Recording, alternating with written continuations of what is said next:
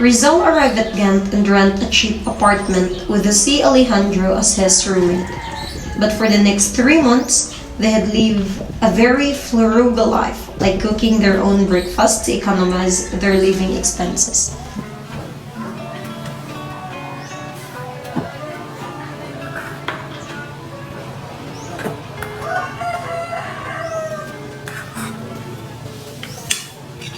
My son! Yes? I'm here, that's it. Coming!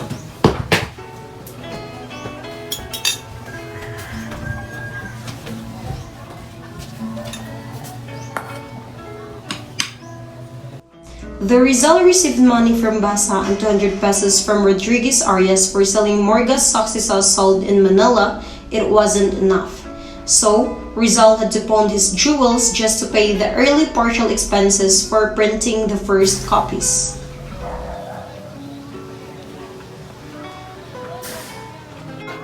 How much would I get from this?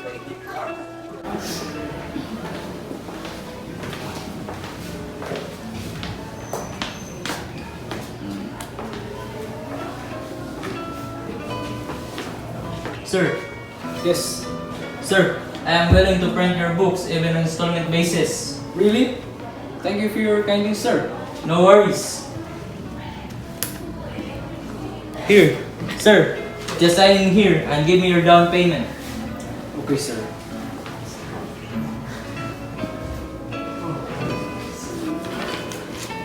It's done. And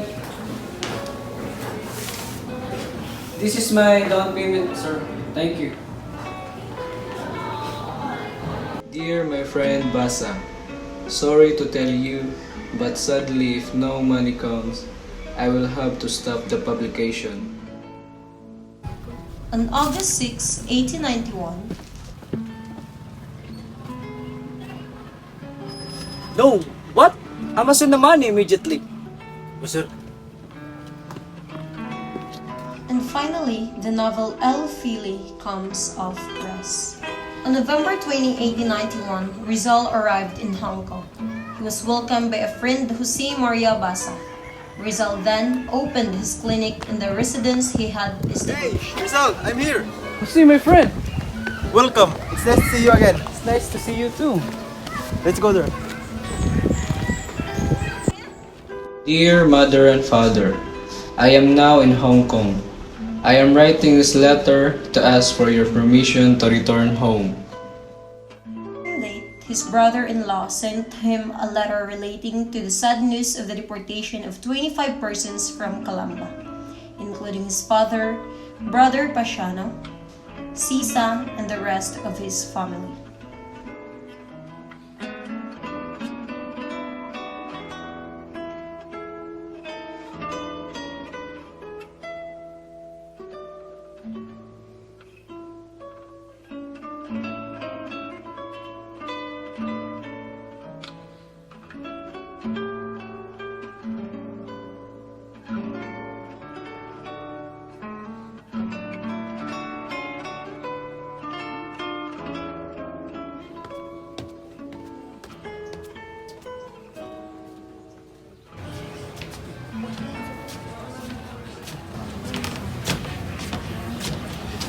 Naku, Pasyano.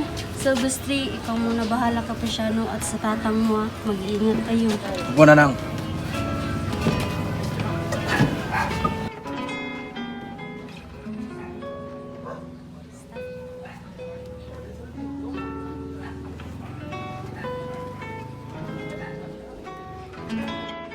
Not long ago, Rizal got reunited again with his family in Hong Kong.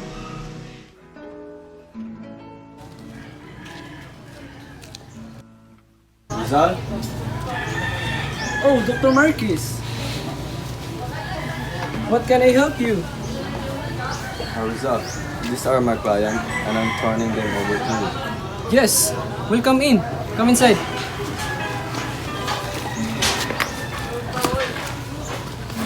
Dr. Marquez, it would make me build a white clientele. Thank you. You're welcome.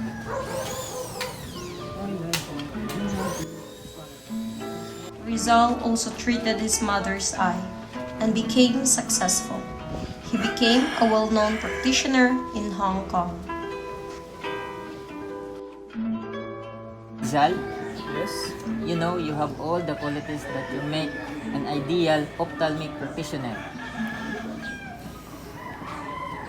Here, I practice as a doctor and I have here many patients who sick of influenza because there is an epidemic through the newspapers.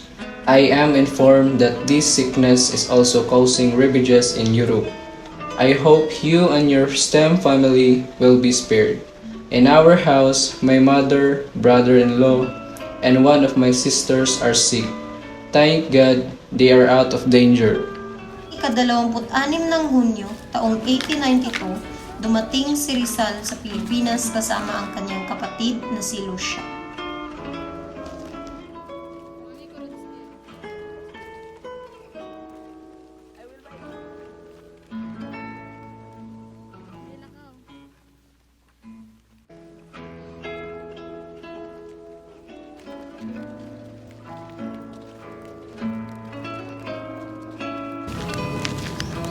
Nandito na tayo, Pepe.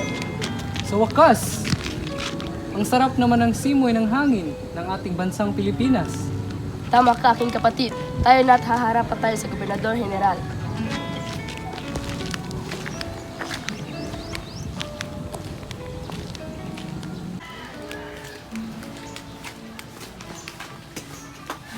Buenas tardes, senyor.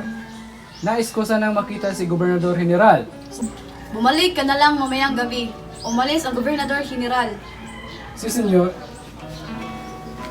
Marami-rami na rin ang nangyari sa aking inang bayan.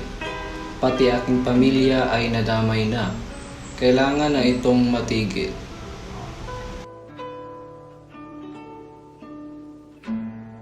Dumating ang gabi at bumalik si Pepe sa Malacanang Palace.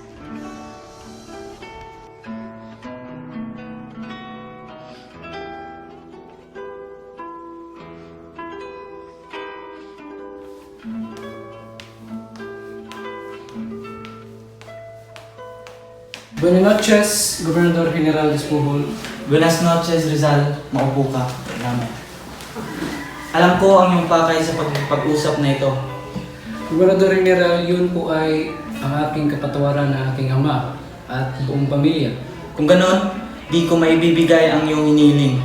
Tanging ang iyong ama lang ang gagantipalaan ko ng kapatawaran, ngunit hindi ang iyong buong pamilya. Kinabukasan, ay binisita ni Rizal ang kanyang kaibigan. Kaibigan! Rizal! Kumusta? Abay, ako yun lang. Ay mabutit bumalik ka pa dito sa ating bansa kahit may banta sa iyong buhay. Upo ka dito, kaibigan. Kaibigan, umuwi ako sa Pilipinas para makita na hindi ako natatakot na mamatay. Bakit naman? Sawang-sawa na ako sa mga reklamo ng mga praile sa atin. Ah, ganun ba? Mabutit andito ka na. Maligayang pagbabalik, kaibigan. Katapos ay bumalik na si Rizal sa Maynila. Ngunit siya pala ay sinundan ng espiyang Espanyol. Kung kaya, sa pagkaalis pa lang niya ay sinugod na ng Guardia Sibil ang bahay ng kanyang kaibigan.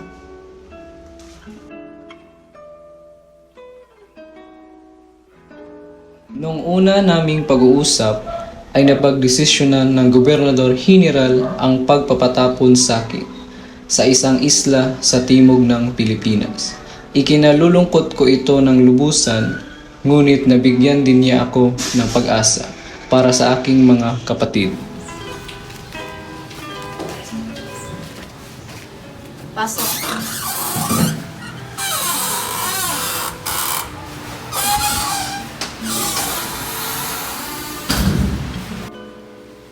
Magandang araw po, Gobernador General. Magandang araw, Rizal. Maupo ka. Ako'y nakapag-isip na alisin ang parusang ipinataw sa iyong mga kapatid. Maraming salamat po. Ninanais mo bang bumalik sa Hong Kong? Ito po ay lubos kong ikinagagalak ang makapiling ng aking buong pamilya.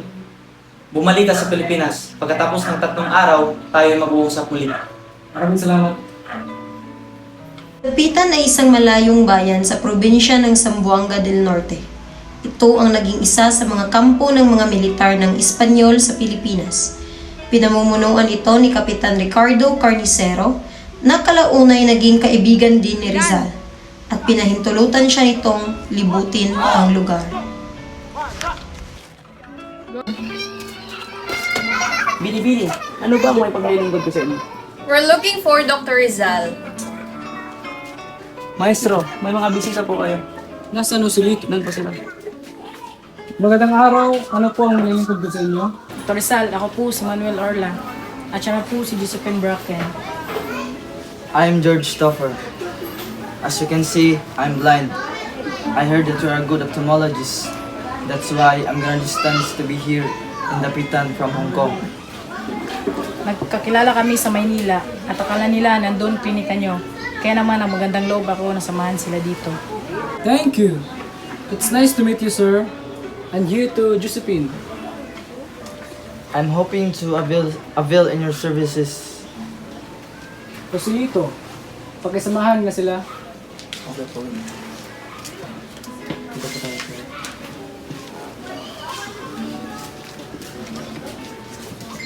Nagkausap si Rizal at si Josephine Bracken.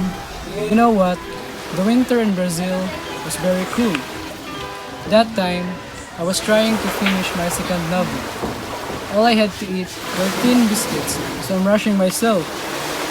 Wanted to skip some meal per day. And did you finish your novel? Yes, I have to finish it. When it was published, it caused me too much trouble. That's now I'm here in Dapitan, being exiled. I used to stay in Hong Kong. It was 3 years ago. I know we've met before. But probably you didn't recognize me because there were so many people trying to meet the famous Asian doctor. Really? I also remember you walking in your flight with a bow hat with him. You're so handsome, even back then. At kalaunay naging magkasintahan sina Rizal at Josephine Bracken. Nanirahan pa ito sa isisang bubong, ngunit ito'y naudlo. Mahal na mahal kita, Josephine, pero mas pipiliin ko iligtas ang bansang Pilipinas laban sa mga Espanyol. September 2, 1896, he on board the Castilla wrote to his mother. Nanang, as promised, I am addressing you a few lines before leaving to let you know about the condition of my health. I am well, thank God. I am only concerned as to what will happen or shall have happened to you in these days of upheaval and disorder. Do not worry about anything. We are all in the hands of the divine providence. Not all those who go to Cuba die. And in the end, one has to die, at least die doing something good. He was transferred to Isla de Panay.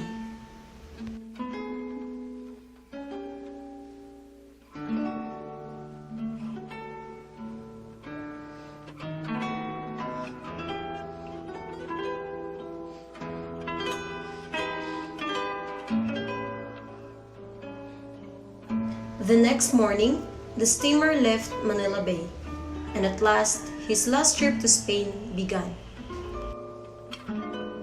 Rizal, Yes, you can stay under the picture of a biggest load. thank you. But I had already given my word to Governor General Blanco.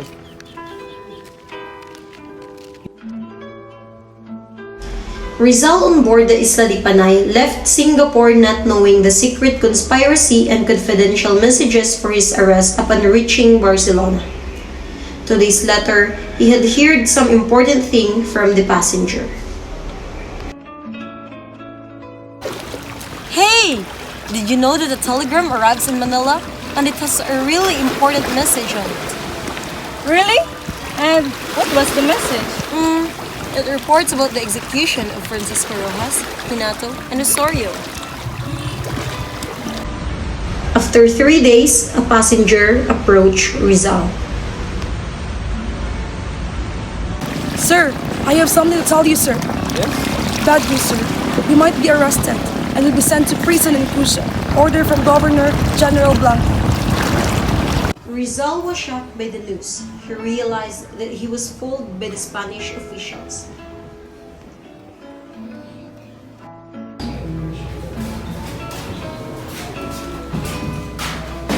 Sir, you should stay in your cabin and wait for further notice from Manila.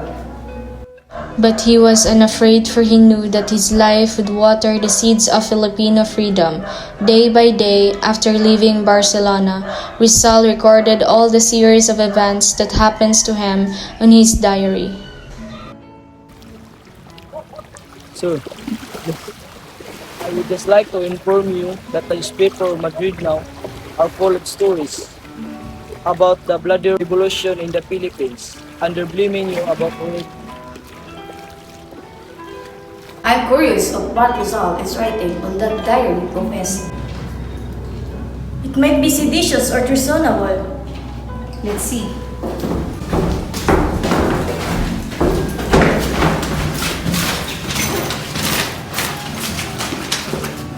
There was nothing wrong. It is a content. There was nothing incriminating her as well. Rizal's predicament reached his friends in Europe and Singapore. 6-2, we have to rescue Rizal from the Spanish steamer when it comes to Singapore. Let's send a telegram to English lawyer George Ford for Singapore to rescue him.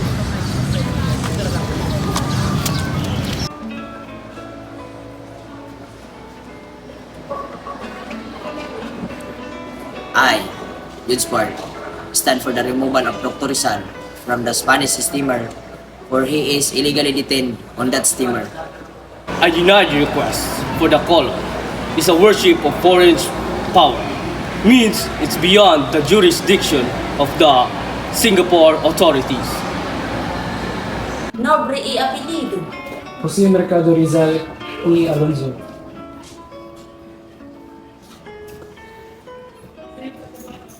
Edad. 35. Profesión. Médico. Then to meet the Katipunan in secret assembly at Casa Doroteo Ongquanco. Si Fio na reunion sekreta. How come you know about this? No one can keep secret from Spain. What do Yan will tell you, Mentiras? Leave my family in peace. They know nothing about this. Entonces, porque el Katipunan uso tu nombre y tu fotografía. I don't know! While Rizal is alive, no puede haber paz en esta isla. No me digas cómo hacer mi trabajo. Yan, entonces, you better get your job done or get out of here. Rizal has been accused of being the principal organizer and the living soul of the Filipino insurrection, the founder of societies, periodicals, and books dedicated to fomenting and propagating the ideas of rebellion. Rizal has given no rights other than to choose his own defense counsel. Luis Tabiel D. Andrade, su abogado defensor. Mi placer, Jose Rizal. Uunahan ni kita. Kakaunti lamang ang aking laman sa ating batas. Huwag kang mag-alala. Kukunti lang rin ang natirang tiwala ko sa batas. Pinapili nila ako sa maraming pangalan. At ikaw ang pinili ko. At bakit? Dahil pamilyar. Kapatid ko si Jose Tabiel. Si Tocayo, ang aking dating gwardiya. Rizal then was being court-martialed. This office should not hesitate to qualify Rizal as the soul of the rebellion. He pretends to be the savior of the Filipinos, who said Rizal is the prime of the rebellion and must suffer the penalty imposed by the penal code.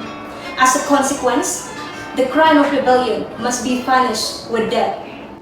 After being court-martialed, Rizal returned to his cell in Fort Santiago to prepare for his destiny. During his last 24 hours on Earth, he was busy meeting visitors, which includes his family and friends. He was also able to write his last poem, his final contribution for the emancipation of the Filipino people. Mano po nanang, pagkatapos ko po palang mamatay, kunin niyo na ako agad. baka kung saan nang nila ako ipatapon. Ibaon niyo po ako sa lupa, lagyan ng bato at cross sa ibabaw nito. Ilagay niyo po ang aking pangalan, pitsa ng aking kapanganakan, at ngayon ang aking kamatayan. Yan na lamang po, Nanang. Mag-ingat kayo palagi at maraming salamat sa lahat.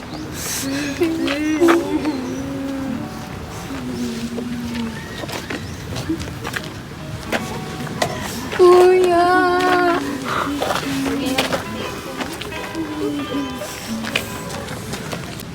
Nay, si Pepe!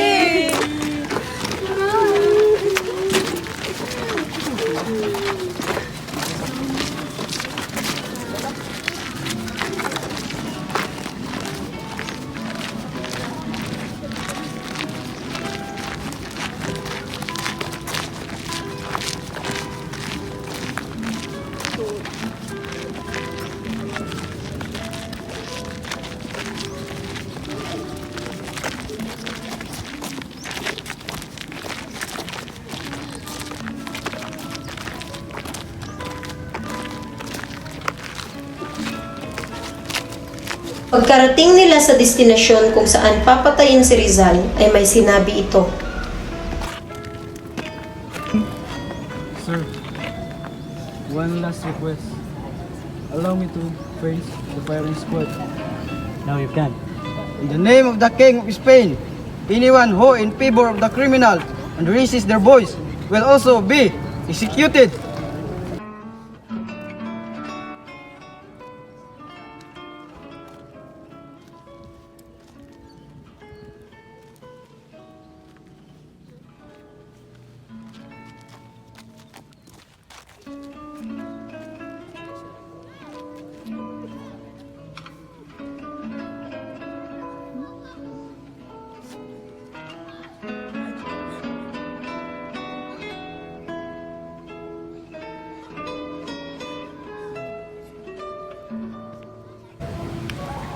Ready! Load! Aim! Consumato, miss! Fire!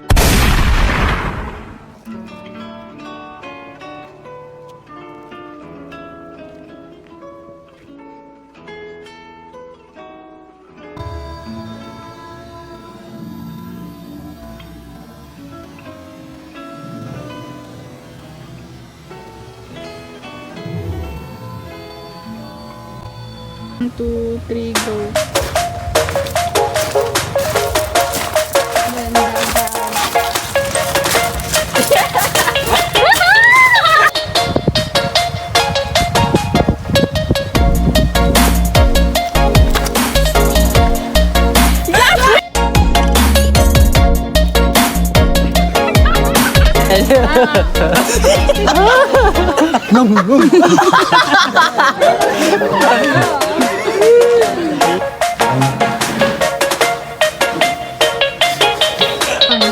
Bumalik ka na lang mamayang gabi.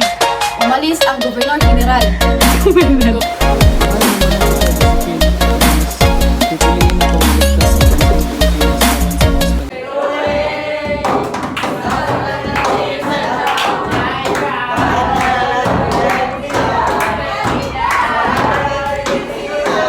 Asa. Ay, katawa ka na. Ano mo katawa? Ano mo katawa? Balik, like, action. Ano, maluwi ka na.